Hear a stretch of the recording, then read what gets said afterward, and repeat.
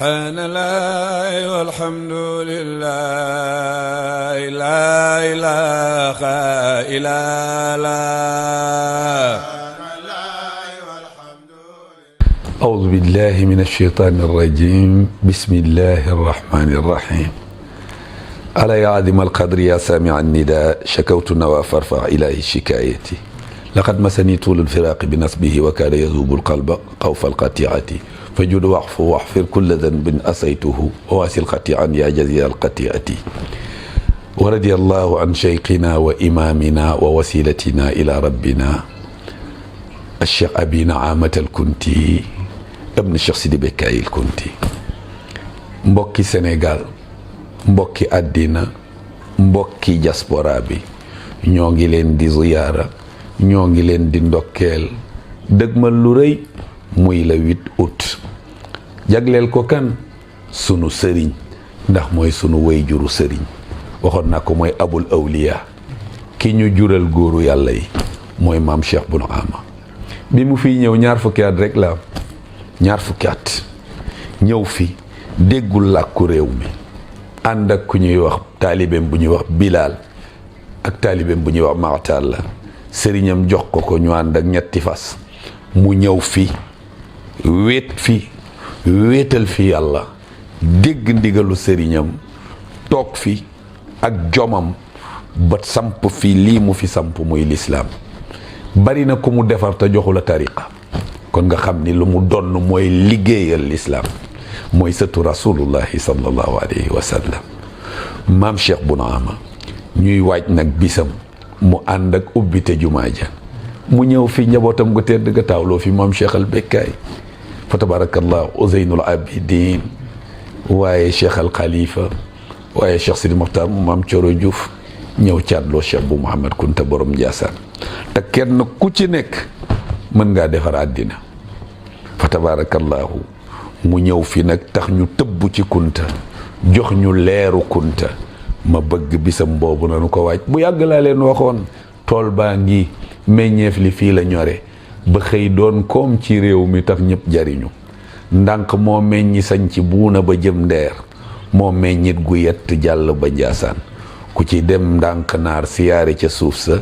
di nga am ay ngëneel dunya wa uxra maa ngi ko fentoon l'an 2000 ci laa doon wax l'an 2000 bi ñëpp di coow sunum ata ci la ñaareelu xarnu kunta ci réew mi boobaak léegi def na ñaar fukki at ak juróom à 25 ans mu daw yaram nag ndax dañu yeesal jumaa ji di ko ubbiwaat keroog ba nu koy ubbi bu njëkk ba maa jiite daayira Nuuru Cheikh bu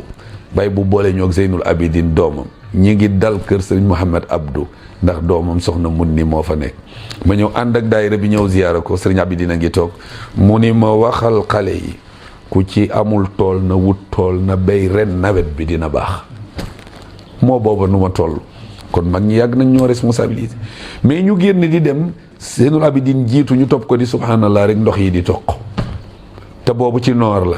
ma woyoon ni ajumay ndànk naar daal kéemaan feeñ na fa taw buy taw ci biir noor ku fa teew gis nga ko dañu àgg ci kër gi rek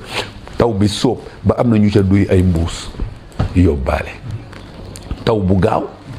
kon dafa am lu muy firndeel muy waxi walli maam Cheikh bu mën koy siyaar booba timi sa jot mu naan ñu doom góorgóorlu leen nawet bi dina baax ba ñu àggee ca tànt ba fa la taw ba sóobee loolu bu ñu koy wax pour nit ñi xam ni dafa am lu muy junj ndox teraanga la wa ja'alna min al-maa'i kulla shay'in qayy kon nag nanu bàyyi xel bis bi xam ni bisu tëbb la ci ndigalu al Cheikh Bou Sidil Mokhtar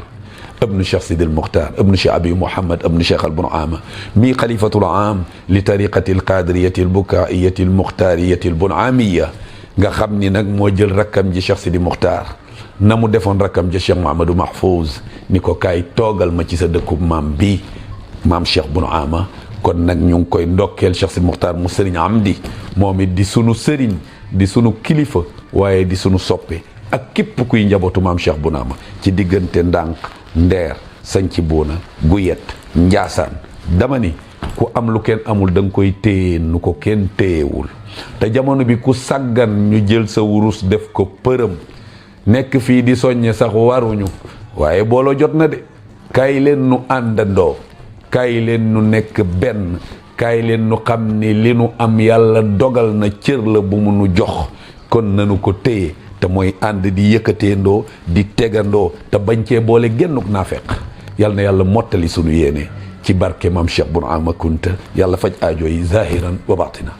subhaanallahi walhamdulillahi la ilaha illallah